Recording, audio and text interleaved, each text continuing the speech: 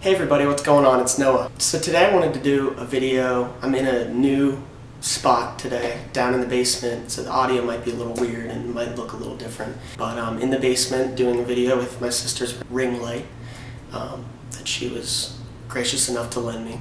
And I wanted to talk today about essential oils. So I'm kind of starting off a new little playlist in my YouTube, and it is called Holistic Health. And I just basically wanted to do a bunch of things talking about holistic health. Like, I'll get into all of that, but let me know what kind of videos you guys might be interested in. So far I've done meditation. I want to talk about essential oils. Reiki is another one, and chakras maybe.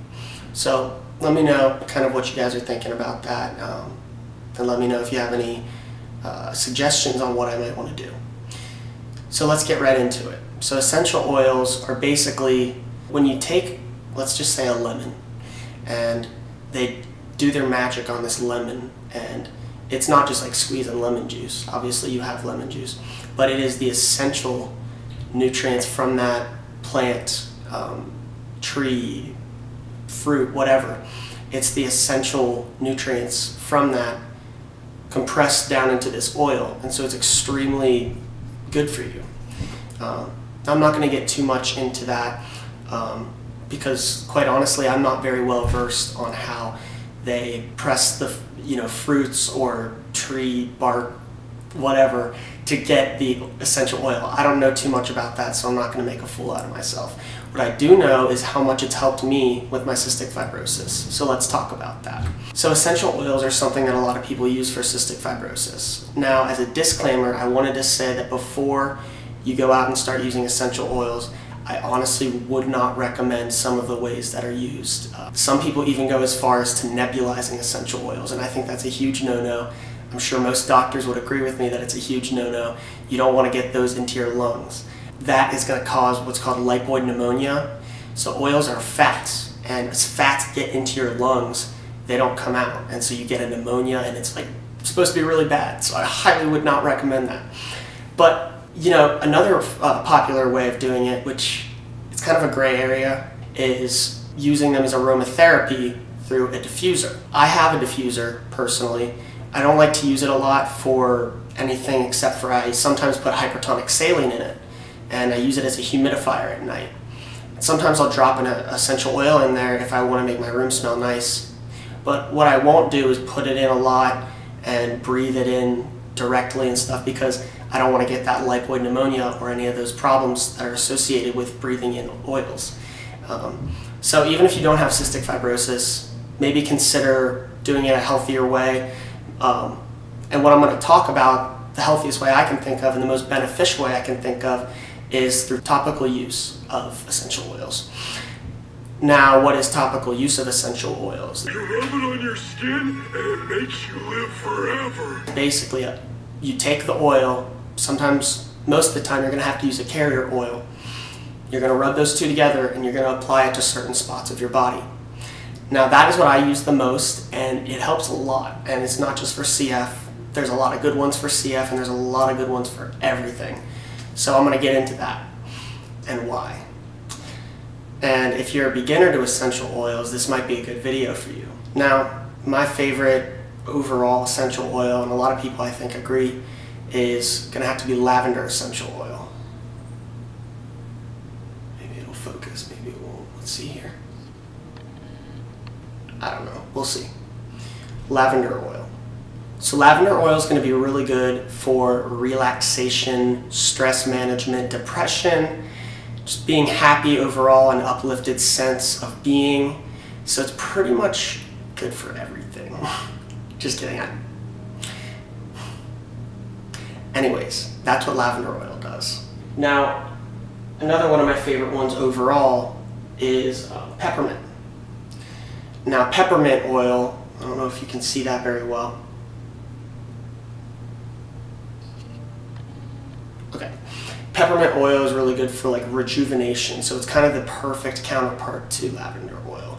It's good for rejuvenation, keeping you sharp, on your A game kind of, and it's really good for keeping you awake. If you want to, in the mornings, a lot of times what I'll do is take a cup of water and then, or you can literally do anything with it. Just add a couple drops of peppermint oil in there and then just drink that. It's pretty cool. It's supposed to help you, and it also gives you fresh breath, which is pretty cool. So I sometimes do that. Now with the lavender oil, sometimes what I'll do is just take a carrier oil, which I'll show you how to use, and you use that with a carrier oil, rub it in your hands, and then apply it over your pulse points. You can also apply it over your palms and then the bottoms of your feet, and that really helps to just make me chill out and help me relax. So, love lavender oil.